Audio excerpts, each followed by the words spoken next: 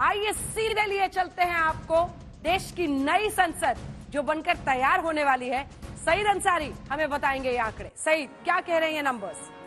तो अब आप देखिए कि नया ये जो लोकतंत्र का मंदिर है भव्य, इसमें जब नई सरकार बनेगी या नए सांसद चुनकर आएंगे तो किसके पास कितने सांसद होंगे वो देखिए। एनडीए यानी कि बीजेपी गठबंधन 298, काफी पीछे 303 तो अकेले बीजेपी के पास है। इसका मतलब यह हुआ कि काफी गठबंधन पीछे जा रहा है।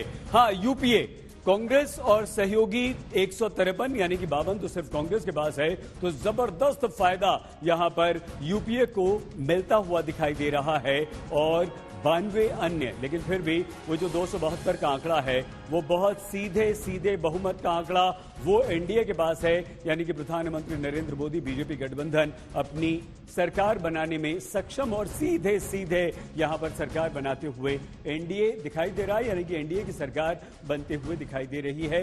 लेकिन कांग्रेस और कांग्रेस गठबंधन जबरदस्त फायदे में यहां दिखाई दे रहा है। आप तो सीधे लिए चलते हैं वोट शेयर की तरफ। तो अब अगर वोट प्रतिशत की बात करें तो पिछली बार बीजेपी सहयोगी दलों को मिलाकर यानी कि एनडीए का जो वोट प्रतिशत था वो पहुंच रहा था 60 पर। 60%, काफी गिरावट यहां पर है। 45% वोट शेयर एनडीए को मिलता हुआ दिखाई दे रहा है। इसमें बीजेपी का अलग करके देखना होगा तो और भी दिलचस्प हो जाएगा। और 29% पर यहां पर यूपीए आ जाता है, अन्य 28 हैं। तो वो जो बार बार थर्ड फ्रंट की बात उठ रही थी, नीतीश कुमार ने कहा था कि थर्ड फ्रंट नहीं है तो फ्रंट है हमारा, ये फर्स्ट फ्रंट है। तो अगर ऐसा होता है तो 2024 में वोट शेयर के मुकाबले एनडीए 43% के साथ सरकार बनाता हुआ तो दिख रहा है। लेकिन उसके वोट प्रतिशत में भी 60 से लेकर 43 यानी कि एक बहुत बड़ी गिरावट है। और यूपीए और अन्य अगर दोनों को मिला दिया जाए तो ये दोनों काफी आगे जाते हैं। आइए सीधे अब आपको लिए चलते हैं हमारी सहयोगी चित्रा के पास। सईद, अब सभी के जेहन में सवाल है कि अगर आज लोकसभा के चुनाव हुए तो बीजेपी, कांग्रेस और क्षेत्रीय दलों के खाते में कितनी सीटें और कितने वोट शेयर जाएंगे। तो बिना देर किए अपने दर्शकों को देते हैं जानकारी, वो आंकड़े रखते हैं सामने जिसके जरिए हमने सीधा सवाल पूछा देश का मिजाज में। तो देखिए यहाँ पर आंसर क्या निकलकर सामने आया। अगर आज हुए लोकसभा के चुनाव तो किस पार्टी को कितनी सीटें? भारतीय जनता पार्टी 284 सीटों के साथ एक बार फिर से प्रचंड बहुमत हासिल करती हुई नजर आ रही है। बीजेपी जिसने 284 सीटें 2014 में हासिल की थी। और यहां पर देखिए अगर आज होते हैं चुनाव तो 284 सीटें बीजेपी को मिल रही हैं। हालांकि 2019 के मुकाबले 2019 में बीजेपी को 303 सीटें मिली थी। 2019 के मुकाबले इसका आंकड़ा काफी कम है। लेकिन प्रदर्शन 2014 वाला बीजेपी इस बार भी दोहराती हुई नजर आ रही है। और वहीं कांग्रेस पार्टी, उसका प्रदर्शन थोड़ा सा सुधरा है। कांग्रेस पार्टी 68 सीटों पर जीत हासिल कर सकती है अगर आज होते हैं चुनाव तो। 2014 में सिर्फ 44 सीटें कांग्रेस को मिली थी। 2019 में 52 सीटों पर इस पार्टी ने जीत हासिल की थी। लेकिन कांग्रेस को उससे थोड़ी बढ़त जरूर मिल रही है। लेकिन इतना बड़ा फायदा नहीं हो रहा है कि वो बीजेपी को सत्ता से हटा दे या फिर 100 के आंकड़े के आसपास भी रह जाए। कांग्रेस पार्टी 68 सीटों पर, जबकि अन्य देखिए क्षेत्रीय दलों का यहां पर दबदबा एक बार फिर से दिखाई दे रहा है कांग्रेस के ऊपर। अन्य क्षेत्रीय दल 191 सीटें हासिल करते हुए नजर आ रहे हैं। तो भारतीय जनता पार्टी एक बार फिर से प्रचंड बहुमत हासिल करती हुई 284 सीटों के साथ। अब वोट शेयर, अगर इसको वोट शेयर में तब्दील किया जाए तो फिर स्थिति क्या होगी, किसको कितने प्रतिशत वोट मिल रहे हैं वो आपको दिखा देते हैं। बीजेपी, कांग्रेस और अन्य दलों का क्या होगा हाल। बीजेपी को 39% वोट शेयर हासिल होता हुआ दिखाई दे रहा है। यानी कि एक बार फिर से ऐसा लग रहा है कि बीजेपी अपने वोट शेयर में इजाफा कर रही है। हालांकि सीटों की संख्या 2019 के मुकाबले उसकी जरूर कम हो रही है। लेकिन Bharatiya Janata party 39% vote share, 39% vote share यहां पर हासिल करती हुई दिखाई दे रही है। और अन्य अगर दूसरे आंकड़े हम दिखा पाए कांग्रेस पार्टी के 39% Bharatiya Janata party vote share हासिल कर रही है। कांग्रेस पार्टी बहुत ज्यादा पीछे खड़ी हुई है।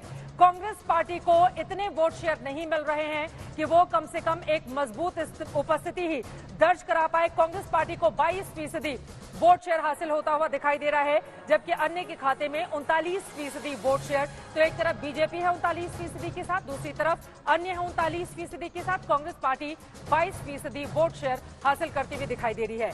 किन राज्यों में एनडीए को फायदा हो रहा है। अब जल्दी से जरा वो आंकड़े आपको दिखा देते हैं कि वो कौन कौन से राज्य हैं इस इंडिया के मैप के जरिए जहां पर भारतीय जनता पार्टी कमाल का प्रदर्शन कर रही है। तो यहां पर आप देखेंगे असम में वो अच्छा प्रदर्शन करती हुई दिखाई दे रही है। असम में 2019 में 9 सीटों पर इस पार्टी ने जीत हासिल की थी, लेकिन 2023 में यानी कि आज होते हैं चुनाव तो फिर उसको 12 सीटें असम में मिलती हुई दिखाई दे रही हैं। असम में कुल लोकसभा की 14 सीटें आती हैं, उनमें से सिर्फ 2 सीटें ही उधर दूसरी तरफ जा रही हैं, जबकि भारतीय जनता पार्टी अगर आज होते हैं चुनाव तो असम में अच्छा प्रदर्शन करती हुई 12 सीटें हासिल करती हुई दिखाई दे रही है। तेलंगाना, यहां पर देखिए 2019 में 4 सीटें मिली थी तेलंगाना में भारतीय जनता पार्टी को, लेकिन 2023 में उसको 6 सीटें मिलती हुई दिखाई दे रही हैं और लगातार वहां पर वो तमाम दूसरे जो क्षेत्रीय दल हैं जिनका प्रभुत्व है उनको परेशान करने की कोशिशों में लगी हुई है। तेलंगाना से उम्मीदें भी उसको कहीं ज्यादा हैं क्योंकि लगातार टीआरएस समेत तमाम दूसरे दलों पर वहां पर और कांग्रेस पार्टी तेलंगाना में भी कुछ कमाल नहीं कर रही है। यहाँ देखिए पश्चिम बंगाल में 2019 में ममता बनर्जी को मिले थे 22 सीट और 2019 में बीजेपी को हासिल हुई थी 18 सीटें, लेकिन वो सीटें बढ़ती हुई दिखाई दे रही हैं 20 के साथ, यानी कि पिछले बार के मुकाबले पश्चिम बंगाल जैसे राज्य में जहां पर 77 सीटों पर विधानसभा में सिमट गई थी बीजेपी, लेकिन अगर आज देखेंगे तो 2023 में उसको 20 सीटों पर फायदा हो रहा है। 42 कुल लोकसभा की सीटें आती हैं पश्चिम बंगाल में। महाराष्ट्र की बात, सबसे ज्यादा आपको बता दें लोकसभा की सीटें यहीं पर आती हैं। हालांकि पूरे देश के आंकड़े को देखें तो उत्तर प्रदेश 80 लोकसभा सीटों का प्रतिनिधित्व करता है और यह आ गया उत्तर प्रदेश का आंकड़ा। यूपी में 2019 के मुकाबले बीजेपी अच्छा प्रदर्शन कर रही है। 2019 में 64 सीटें उसको मिली थी, 2023 में देखिए 70 सीटें उसको मिलती हुई दिखाई दे रही हैं। तो ये 2014 वाला प्रदर्शन, क्योंकि 71 सीटों पर बीजेपी ने 2014 में जीत हासिल की थी, जबकि सहयोगी दल अपना दल के साथ मिलकर 73 सीटें उसको मिली थी। उत्तर प्रदेश में कुल लोकसभा की 80 सीटें हैं और 80 में से 70 सीटें बीजेपी को, भारतीय जनता पार्टी को मिलती हुई दिखाई दे रही हैं, जबकि 2019 में उसका आंकड़ा 64 का था।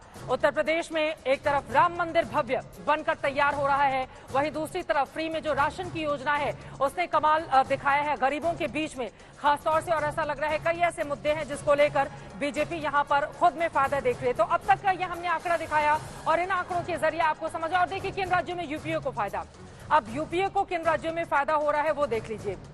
सबसे पहले यहां पर बात कांग्रेस पार्टी की, देखिए ये कांग्रेस का आंकड़ा 2019 में 2 सीटें कर्नाटक में उसको मिली थी, लेकिन अगर हम अभी की बात करें 2023 की तो 17 सीटों पर यहां पर यूपीए को फायदा होता हुआ दिखाई दे रहा है। यानी कि कर्नाटका में जहां पर बीजेपी की अभी राज्य सरकार है वहां पर कमाल का प्रदर्शन यूपीए करता हुआ दिखाई दे रहा है। कर्नाटक ये वो राज्य है जहां पर 2009 तक तो तूती बोलती थी, लेकिन 2014 और 2019 में बीजेपी ने बाजी मार ली थी। 28 कर्नाटका में कुल लोकसभा की सीटें आती हैं और यहां पर आपने देखा यूपीए को फायदा होता हुआ दिखाई दे रहा है। महाराष्ट्र की बात करें तो यहां पर भी यूपीए को फायदा मिल रहा है। 2019 में सिर्फ 6 सीटों पर यहां पर फायदा हुआ था यूपीए को, लेकिन 2023 की अगर बात करें तो 34 सीटों पर 48 लोकसभा की सीटें हैं और उसमें से 34 सीटों पर यूपीए फायदे में नजर आ रही है। यानी कि ऐसा लग रहा है उद्धव ठाकरे के साथ कांग्रेस पार्टी और एनसीपी मिलकर यहां पर कमाल का प्रदर्शन कर सकती हैं। हालांकि पिछली बार शिवसेना उद्धव वाली और बीजेपी ने साथ मिलकर चुनाव लड़ा था और वहां पर शानदार प्रदर्शन किया था। बिहार की बात कर रहे हैं, देखिए बिहार में 2019 में सिर्फ 1 सीट कांग्रेस पार्टी ने जीती थी। 40 कुल लोकसभा की सीटें हैं, सिर्फ 1 सीट कांग्रेस पार्टी ने जीती थी, बाकी पूरी की पूरी सीटें 39 सीटें बीजेपी एनडीए के खाते में चली आई थी और यहां पर यूपीए फायदे में दिखाई दे रही है। 2023 में 25 सीटों के साथ 2019 के अगर आंकड़े की बात करें तो 17 पर बीजेपी ने जीत हासिल की थी, जेडीयू तब साथ में थी, 16 सीटें जीती थी। चिराग पासवान वाली पार्टी को 6 सीटें वहां पर हासिल हुई थी, सिर्फ एक ऐसी सीट थी जो कांग्रेस पार्टी ने जीती थी। आरजेडी का खाता तक नहीं खुला था, लेकिन ऐसा लग रहा है जेडीयू और आरजेडी के एक साथ आ जाने के बाद यहां पर समीकरण बदल सकते हैं और ये बीजेपी के लिए चिंता का बड़ा सबब हो सकता है। 40 को लोकसभा की सीटें हैं, 25 सीटों पर यूपीए को फायदा होता हुआ बिहार जैसे राज्य में दिखाई दे रहा है। तो अंजना, आपने देखा कई ऐसे राज्य हैं जहां पर बीजेपी कमाल का प्रदर्शन कर रही है, कई ऐसे राज्य हैं जहां पर यूपीए की संभावना पहले के मुकाबले काफी ज्यादा बढ़ जाती है। लेकिन नजर इस बात पर भी, क्योंकि हमने देखा था 2014 में कैसे 6 राज्यों में क्लीन स्वीप किया था बीजेपी ने, 2019 में 8 राज्यों में क्लीन स्वीप कर दिया था बीजेपी ने। कई राज्यों में कांग्रेस पार्टी खाता भी नहीं खोल पाई थी। लेकिन ऐसा लग रहा है कि कांग्रेस का जनाधार थोड़ा बढ़ रहा है, लेकिन इतना ज्यादा नहीं बढ़ रहा कि वो बीजेपी को सत्ता से हटा पाए। अंजना।